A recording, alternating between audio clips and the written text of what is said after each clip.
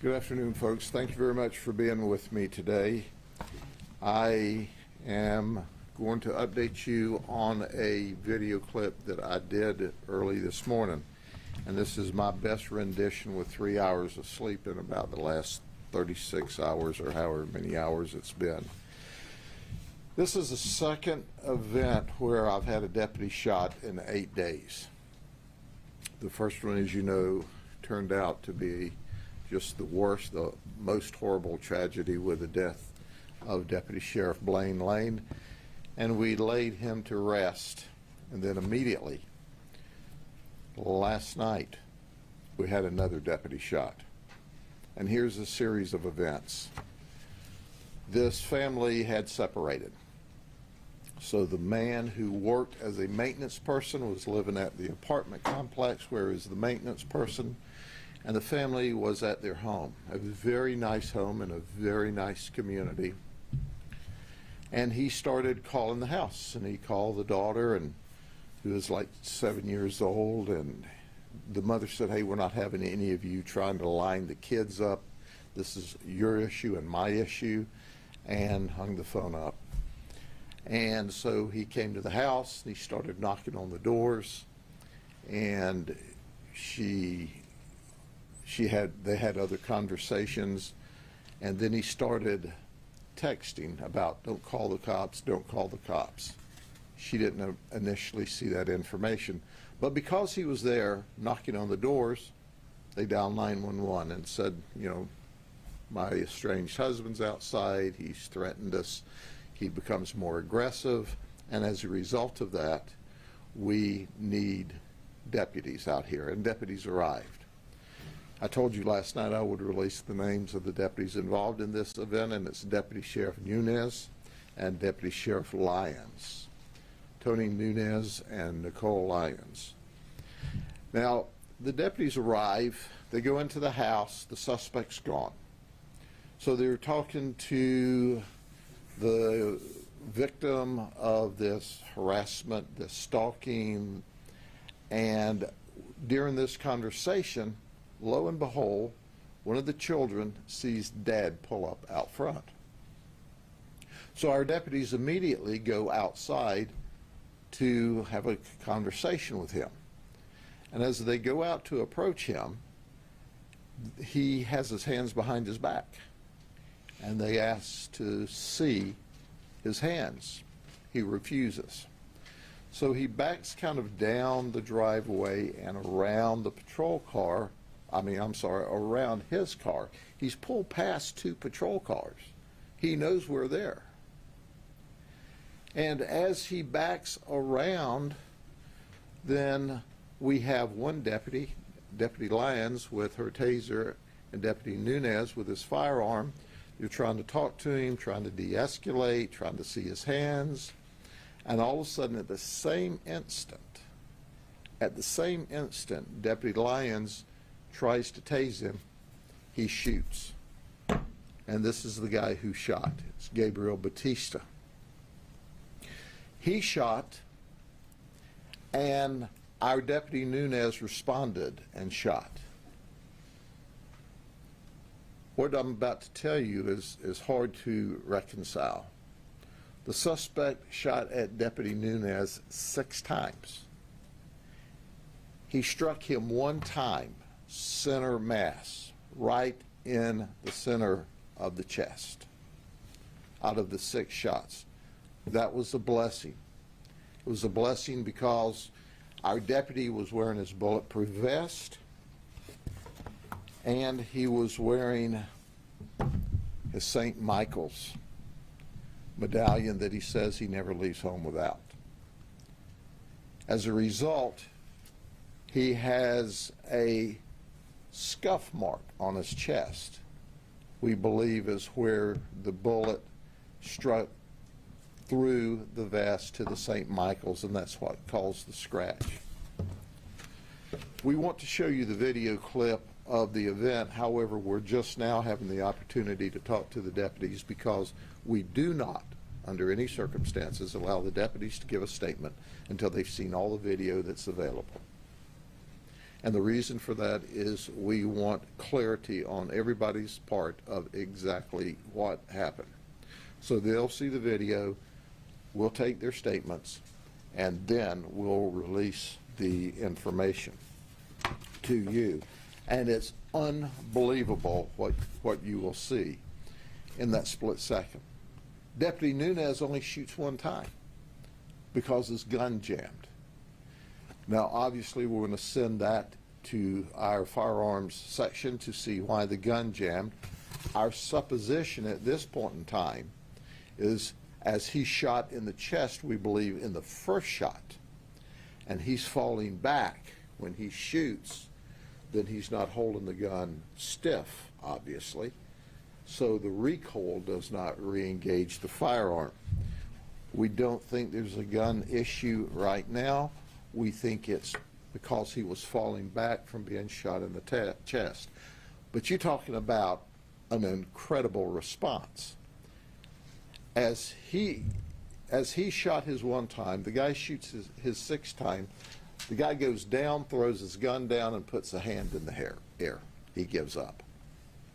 Obviously, in the meantime, Deputy Lyons has transitioned to her firearm. However, his hand's up, the gun's down, and he quit resisting. As professional law enforcement officers do, we quit shooting when he quit resisting. But at the end of the day, I want you to look at the guy who confessed. And he said, hey, tell the deputy, I'm sorry, I tried to kill him. But he told his family that we saw after the fact, these guys are going to have to kill me. I'm going to make them kill me. He said, in fact, I'm going to do, his quote was, secondhand suicide. Secondhand suicide. So when he drove past those patrol cars that night, his clear intention was to make the deputies kill him. Now, quite frankly, had the gun not jammed, we would have fulfilled his wish. But when the gunfight's over, the suspect quits resisting, then we take them safely into custody, which you've heard me talk about before.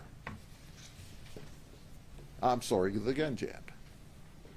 He needed shooting a lot, and we would have fulfilled his request, and it would have been his last request. Now our goal is to send him to prison for the rest of his life upon conviction. We've charged him, among other things, with attempted first-degree murder. He's got a few previous misdemeanor charges. He's from New York originally, and he is not a traditional criminal. But he was caught up in the emotion of this divorce. We know domestic violence cases are very, very dangerous. And as a result, he shot one of my deputies last night. We take a very dim view about that. So at the end of the day, our deputy's safe. He was treated and released. But it was just remarkable to watch his response. After he shot in the chest, he takes the guy in custody and handcuffs him along with Deputy Lyons. He never goes down. The shot in the chest didn't knock him down. He didn't get out of the fight. He stayed in the fight. He reloaded his gun. And it was a remarkable response by Deputy Nunez and Deputy Lyons. And it was a restrained response, because in the heat of that moment, you can certainly see how, if you weren't trained law enforcement officers, how you could have reacted after the emergency ceased to become an instant emergency. Shows that experience counts. Deputy Lyons had 22 years of experience. Deputy Nunez had 15 years of experience. Two well-trained deputies that were on the scene that night. Are there any questions? Is it ever an option for deputies to wear or not wear a vest, or is it mandatory? Absolutely not. It's mandatory wear of the vest. And quite frankly, in the beginning, it was optional. Then I made it mandatory way back in the day. And I suggest today, if I went back to optional, 98% of them would still wear it. But That vest clearly and unequivocally saved his life. That was a dead center shot into his heart. And I believe that St. Michael's and the good Lord had a lot to do with it, because those other 5 rounds missed. So the round, was it an armor-piercing round at the beginning of the shooting? It was hollow point, semi-automatic. I mean, with a semi-automatic, and it was 9mm. That's the gun that he tried to kill my deputy with last night. How's he doing now? He was treated and released from the hospital. He was in the hospital probably in and out in less than 2 hours. And quite frankly, if it weren't for the fact that you obviously want to make sure there's no internal trauma from the shock, he could have stayed on scene and completed the investigation with us. It did, you know, normally, I mean, the shock is huge. Even when the bulletproof vest stops a bullet, it's like being hit in the chest with a sledgehammer. But he fought through all of that and was in the fight to the end, and he and Deputy Lyons successfully took our suspect into custody. But his stupid choices are going to get him the rest of his life in prison, as it should. But people have got to think through events. Is it worth being locked up for the rest of your life? I suggest not. But he's got a long prison run ahead of him now. Is this the first time you've had 2 officers shot within this time frame since you've been? I'm trying to think back. I've been here a long time. We've had a lot of officers shot over the years, and I don't remember 2 being shot within an 8-day period off the top of my head. How's morale? Oh, they're ready to go and put bad guys in jail. This just pumps us up, just makes us more determined. We're going to get after the bad guys and put people in jail, and we're going to do what's right. So shooting us doesn't diminish our morale. It makes us dig in. It makes us more excited to go out and put bad guys in jail and protect the community for such evil people as that. You know, this guy's just a POS, you know, and he's going to prison for that. But that does not diminish our morale. It creates esprit de corps and teamwork and working together and having each other's back and going after people.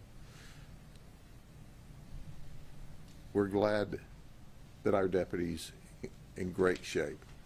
And if that's not difficult emotionally and physically, but think about it. When they airlifted him, or I'm sorry, when they transported him to Lakeland, the sergeant and the lieutenant that were dispatched from the Northwest districts to the hospital were the same sergeant that was involved in the shooting 8 days ago with his lieutenant, whose shift endured the death of Deputy Sheriff Blaine Lane. The same team of supervisors were sent to meet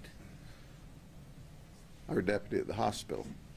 But I can tell you, it was a joyful occasion when I got to the hospital last night and saw him smiling and setting up, you know, like he needed popcorn and a Coke waiting for the movies to start or something, as opposed to what I saw 8 days earlier. Sheriff, another topic, if that's okay? I'll talk about anything you ask questions Okay. about. What is your reaction to the Nicholas Cruz verdict?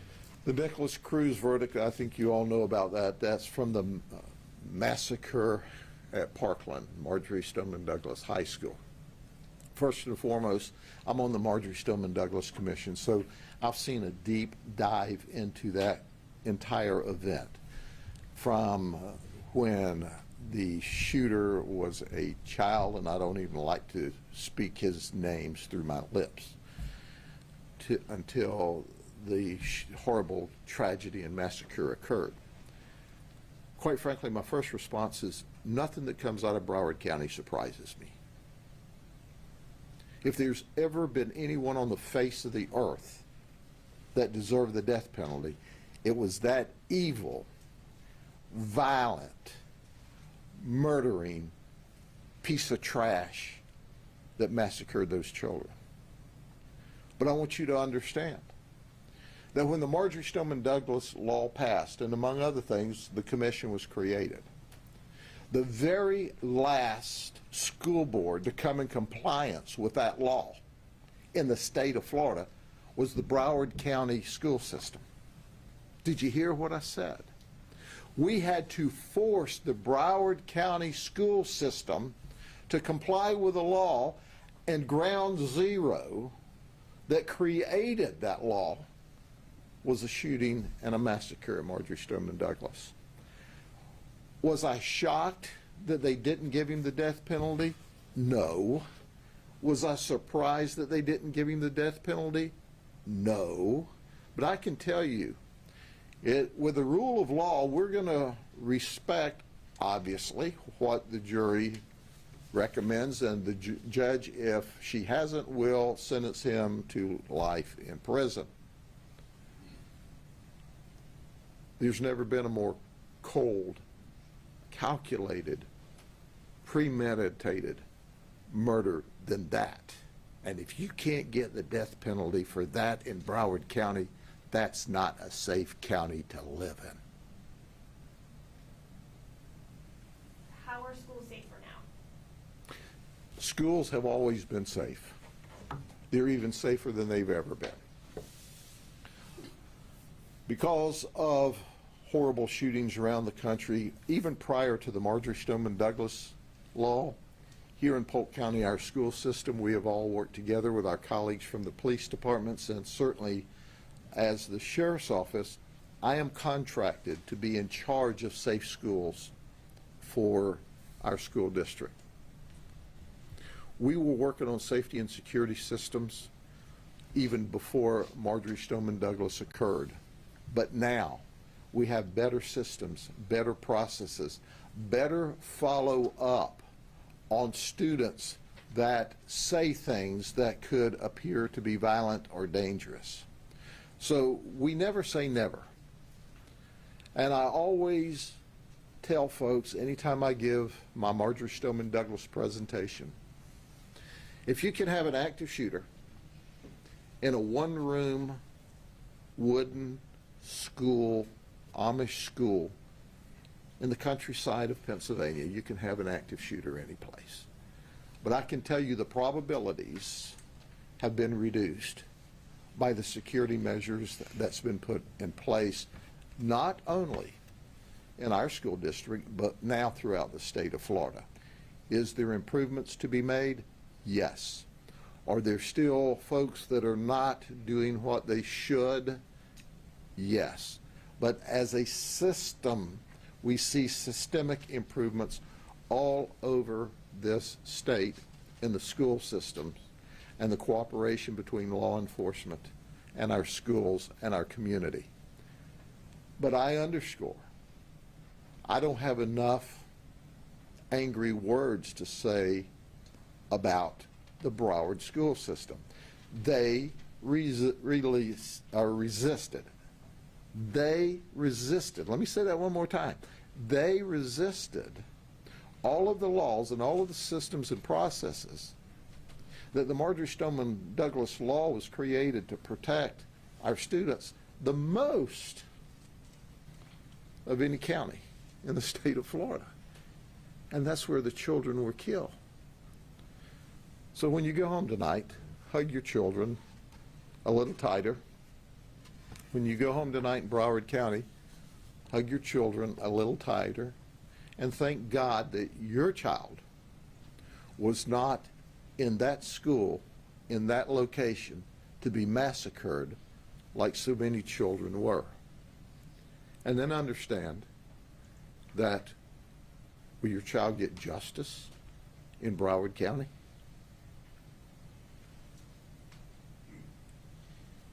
I saw the headlines and the presentations. You know, I could talk about this like forever, and you're going to get tired of it in a minute. Oh, but he had this mental health issue.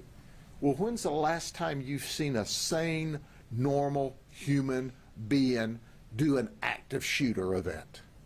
Never. They all have a hitch in their giddy up. All of them have issues, and he was no different.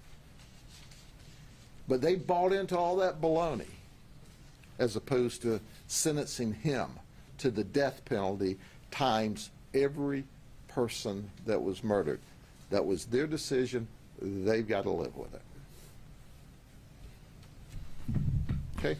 Sure, do you think a verdict like that would not deter someone from doing something like that in the future? Like, if you got the death penalty, maybe it scares people off from doing each other? No, I don't think the verdict one way or the other scares people off, because people that are that deranged and that fanatical don't pay any attention to that.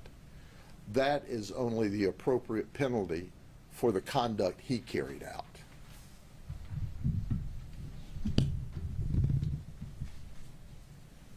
Okay? Thank you. Anything else? Is I there thi- video you're gonna play? Excuse me? They're not releasing anything. We're going to play that later. Oh, okay. We do have, I think, is there a was there a short clip? We don't have it queued up, but we're gonna send it directly. You're going to send it, they're going to send it to you. Okay? All right, thank y'all very much. Have a good day. We'll see you the next time somebody does something real stupid. All right, see you later.